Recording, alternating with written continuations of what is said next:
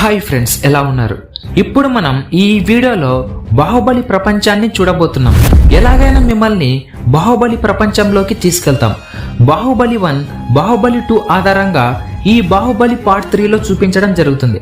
అమరేంద్ర బాహుబలి మరియు బల్లాల దేవుడు కాలుకేయులను చంపి రాజుగా శివగామి నిర్ణయిస్తుంది. తర్వాత బిచ్చల దేవుడు తట్టుకోలేక బల్లాల దేవుడిని మహారాజుని చేయాలని పథకం వేస్తాడు. దేవసేనతో పెళ్లి చేయాలని శివగామిని బల్లాల దేవుడిని ఒప్పిస్తాడు. అక్కడి నుండి శివగామికి అమరేంద్ర బాహుబలిని దూరం చేస్తూ వచ్చారు. బిచ్చల దేవుడు రాజసభలో అవమానించి శివగామితో బాహుబలిని చివరికి కట్టప్పతో చంపిస్తారు. తల్లికిచ్చిన మాట కోసం మహేంద్ర బాహుబలి తిరిగి వస్తాడు. బల్లాల దేవుడిని చంపి మాహిష్మతికి మహారాజుగా అవుతాడు. అయితే మాహిష్మతి రాజ్యాన్ని స్థాపించే ముందు జరిగిన అన్యాయాలు ఏమిటి, అలాగే అమరేంద్ర బాహుబలి తండ్రిని మహారాజుని ఎవరు చంపారు, ఇంతకి 50 సంవత్సరాల క్రితం జరిగిన మాహిష్మతి కథ ఎలా మొదలైంది, మహేంద్ర బాహుబలి మహారాజు అయిన తర్వాత మాహిష్మతిని ఎలా రక్షిస్తాడు, కట్టప్ప మాహిష్మతికి చేసిన అతిపెద్ద పొరపాటు ఏమిటి, అంతేకాకుండా కాలికేయ మనుషులు మాహిష్మతి మీద ఎందుకోసం యుద్ధం ప్రకటించారు, వాళ్ళు ఎలా వస్తారు అనేది తెలుసుకోవాలంటే ఈ వీడియో పూర్తిగా చూడండి. అలాగే ఈ వీడియోకి తప్పకుండా లైక్ చేయండి. అలాగే మేము ఇంత కష్టపడి ఈ వీడియో చేస్తున్నాం కాబట్టి మీరు ఒక లైక్ చేయండి. ఈ వీడియోకి నేను ఇచ్చే టార్గెట్ 100K లైక్స్. సో ఈ టార్గెట్ రీచ్ కావడానికి ప్రతి ఒక్కరు సపోర్ట్ చేస్తూ లైక్ చేయండి. బాహుబలి పార్ట్ 3 స్టోరీ తీస్తే ఎలా ఉంటుందో అనే ఉద్దేశంతో ఈ వీడియో తీస్తున్నాం.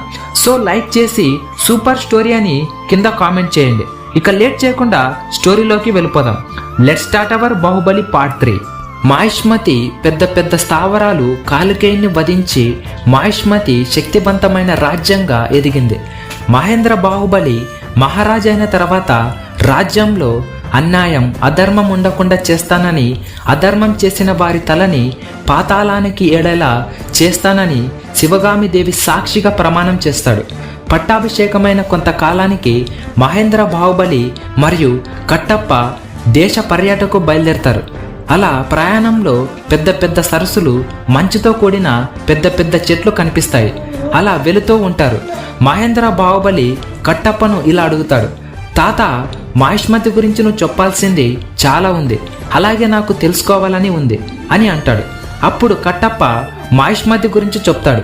సుమారు 70 సంవత్సరాల క్రితం, అంటే మాహిష్మతి ఇంకా నిర్మించబడలేదు, అప్పుడు విక్రయ దేవుడు ఉండేవాడు. వేరే రాజ్యాల దేశాలలో అక్కడ పని చేస్తూ ఉండేవాడు.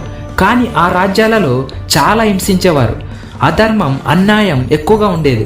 విక్రయ దేవుడు దానిని ఎలాగైనా తిరుగుబాటు చేయాలి, ఈ అన్యాయాలను మార్చాలని సైనికులతో రాజ్యాలతో మిత్రత్వం ఏర్పరచుకొని దండయాత్ర చేస్తాడు. అలా రాజ్యాలను దక్కించుకొని ప్రజలకు అవసరమైన వాటిని అందిస్తాడు. అలా మాహిష్మతి సామ్రాజ్యం నిర్మాణ పనులు మొదలవుతాయి. అన్ని దేశాల రాజ్యాల కంటే భిన్నంగా ఉండాలని పెద్దగా నిర్మించారు. చుట్టూ సరస్సులు, యుద్ధభూమి నిర్మించారు. మాహిష్మతి లోపలికి రావడానికి అదే మార్గం. అలా కొన్ని సంవత్సరాలు గడిచిపోతాయి. బిచ్చల దేవుడు మరియు మహారాజు బాహుబలి ఇద్దరిలో మహారాజుని చేయాలని నిర్ణయిస్తారు.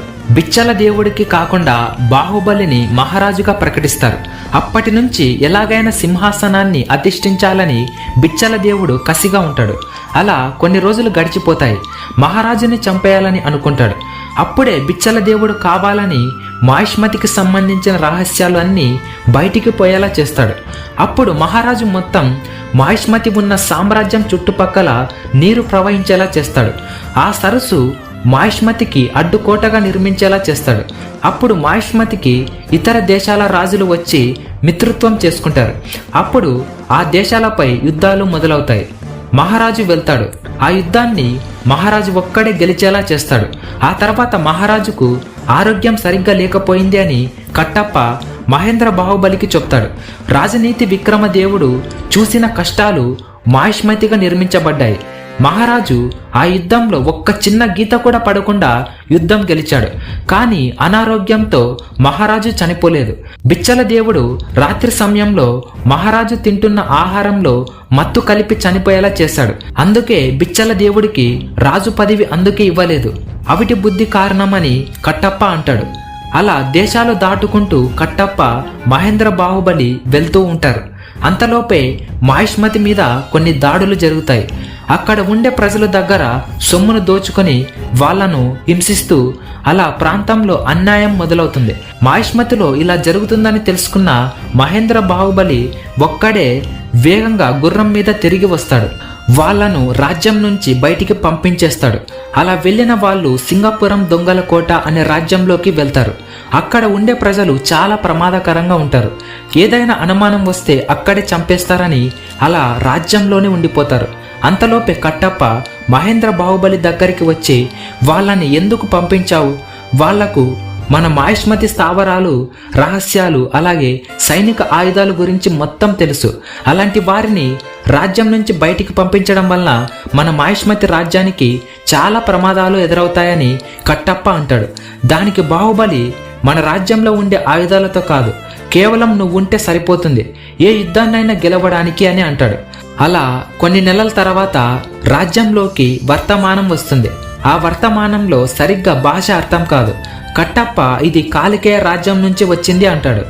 అప్పుడు మహేంద్ర బాహుబలి, వాళ్ళ రాజ్యాన్ని చంపేశాము కదా, వాళ్ళు మళ్ళీ ఎందుకు వస్తారు అని అంటాడు. దానికి కట్టప్ప, వాళ్ళ సైన్యం సుమారు కొన్ని వేలల్లో ఉంటుంది, అందులోనే ఒక రాజుని ఎంచుకొని ఉంటారు. అంతేకాకుండా 25 సంవత్సరాల క్రితం అమరేంద్ర బాహుబలిని చంపేటప్పుడు నన్ను ఓడించి చంపుదామనుకున్నది కాలికేయ మనుషులే, వాళ్ళ స్థావరాలు ఎక్కడ ఉన్నాయో తెలియదు అంటాడు. అలా యుద్ధం చేయాలని మాహిష్మతి నిర్ణయించుకుంటుంది. ఇక్కడితో ఇంటర్వెల్ సీన్ అవుతుంది. కాలికేయ సైన్యం అలాగే గ్రీకు పార్శ్య దేశాలు రాజ్యాలు కలిసి సుమారు 10 లక్షల సైన్యం యుద్ధానికి సిద్ధమవుతుంది. మన మాహిష్మతి సైన్యం సరిపోదు, మొత్తం దక్కించుకుంటారని కట్టప్ప అంటాడు. బాగా ఆలోచించి కట్టప్ప మిత్రత్వం కోసం కాబూల్ దేశానికి వెళ్తాడు. అక్కడ షేక్ అస్లాంజీని కలిసి యుద్ధంలో మాకు కావలసిన ఆయుధాలు పంపించాలని అంటాడు. అలా వాళ్ళు సైన్యాన్ని ఆయుధాలను మాహిష్మతికి తెచ్చుకుంటారు. ఇక్కడ మాహిష్మతిలో మహేంద్ర బాహుబలికి ఒక బిడ్డ పుడతాడు. మాహిష్మతికి కాబోయే మహారాజు అంటూ సంబరాలు చేసుకుంటారు. యుద్ధానికి కావలసిన విధంగా సైన్యాన్ని నియమించుకుంటారు. గ్రీకు పార్షియా కాలికేయ సైన్యం మొత్తం సిద్ధమవుతారు. కాలికేయ సైన్యం త్రిశూల వ్యూహం పాటిస్తారు. సరిగ్గా 25 సంవత్సరాల యుద్ధంలో చేసినట్టు ఈసారి కాలికేయ సైన్యం చేస్తుంది. మాహిష్మతి యుద్ధ భూమిలో కాలికేయ సైన్యం ఉంటుంది. పడమర దిక్కున సరస్సు మార్గం నుంచి గ్రీకు పార్శ్య రాజ్యాల సైనికులు వస్తూ ఉంటారు. మహేంద్ర బాహుబలి ఆలోచించి సింగపూర్ దొంగల కోట రాజ్యం సైనికులను పడమర దిక్కున ఉంచుతాడు. కాలికేయ సైన్యాన్ని బాహుబలి ఒక్కడే నాశనం చేస్తూ ఉంటాడు. యుద్ధ భూమి మొత్తం రక్తంతో తడిచిపోతుంది. బాహుబలి ఒక్కడే భయంకరమైన యుద్ధం చేస్తాడు. ఒక్కడే వేలాది మంది సైన్యాన్ని చంపుకుంటూ పోతాడు. కట్టప్ప ఆయుధాలు వదులుతూ ఉంటాడు. కాలికేయ సైన్యాన్ని మహేంద్ర బాహుబలి, కట్టప్ప గ్రీకు పార్శ్య సైన్యాన్ని ఎదుర్కొంటూ ఉంటారు. బాంబులతో మాహిష్మతి కోటను ధ్వంసం చేసేలా చేస్తారు. మొత్తం సైన్యాన్ని మాహిష్మతి అడ్డుకోటల దగ్గర వస్తారు. మొత్తం 4 దిక్కుల నుంచి సైన్యం వస్తూ ఉంటుంది. మంచు పర్వతాలు సరస్సు మార్గం నుంచి యుద్ధ భూమిలో కాలికేయ సైన్యం తూర్పు దిక్కున అడవిలో నుంచి వస్తూ ఉంటారు. యుద్ధం ఓడిపోయేలా ఉందని మహేంద్ర బాహుబలి ఎలాగైనా సైన్యాన్ని తగ్గించేలా చేయాలని, లేదంటే 2 గంటల్లోపే ఈ యుద్ధం భయంకరంగా మారవచ్చని అనుకుంటాడు. మంచు పర్వతాల నుంచి వచ్చే సైన్యాన్ని చంపేయాలని మొదటి భాగంలో చేసిన విధంగా మంచు సునామీ వచ్చేలా చేస్తాడు. దాంతో అక్కడ సైన్యం ఆ సునామీలో ఇరుక్కుపోయి మంచు గడ్డల్లా మారిపోతారు. ఇక్కడ కాలికేయ సైన్యాన్ని మంటలతో చనిపోయేలా చేస్తాడు. అమరేంద్ర బాహుబలి యుద్ధం చేసిన మాదిరిగా మహేంద్ర బాహుబలి యుద్ధాన్ని పాటిస్తాడు. మొత్తం మంటలతో కాల్చి చంపేస్తాడు. ఇక గ్రీకు పార్శ్య సైన్యంలను కట్టప్ప ఆ సరస్సులోనే నాశనం అయ్యేలా చంపేస్తాడు. మొత్తం సైన్యాన్ని యుద్ధాన్ని బాహుబలి, కట్టప్ప గెలుస్తారు. అలా కొన్ని సంవత్సరాలు గడుస్తాయి. మహేంద్ర బాహుబలి కొడుకు పెద్దవాడు అవుతాడు. కట్టప్పతో మహేంద్ర బాహుబలి కొడుకు మాట్లాడుతూ ఇలా అంటాడు, తాత, అమరేంద్ర బాహుబలి కుంతల రాజ్యంలో యుద్ధం చేస్తాడు కదా, ఆ సైన్యాన్ని బిచ్చల దేవుడు కదా పంపించింది. అమరేంద్ర బాహుబలిని ఆ సైన్యం ఎందుకు గుర్తుపట్టలేదు? ఇంతకీ ఆ సైన్యం ఏ రాజ్యానికి సంబంధించినది అని అడుగుతాడు. దానికి కట్టప్ప, మాహిష్మతికి మరికొన్ని సంవత్సరాలలో రాజ్యం నాశనం అయ్యేలా ప్రమాదం జరుగుతుంది, దానికోసం నువ్వు సిద్ధంగా ఉండు అంటాడు. అలా మొత్తం మాహిష్మతి కథ ముగుస్తుంది. ఆఖరికి చిన్న పిల్లవాడు ఇలా అడుగుతాడు, అంటే తాత మహేంద్ర బాహుబలి కొడుకు మహేష్మతికి మళ్ళీ రాజవుతాడా?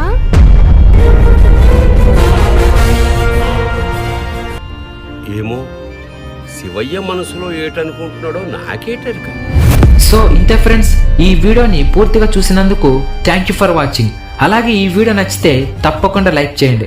ఈ వీడియో కేవలం ఊహించి చెప్పినది కాబట్టి దీనిని మీరు ఇష్టపడతారని అనుకుంటున్నాను. అలాగే మన ఛానల్ని సబ్స్క్రైబ్ చేసుకోండి. మళ్ళీ మనం నెక్స్ట్ వీడియోలో కలుసుకుందాం. Thank you for watching. This is Naveen Kumar signing off.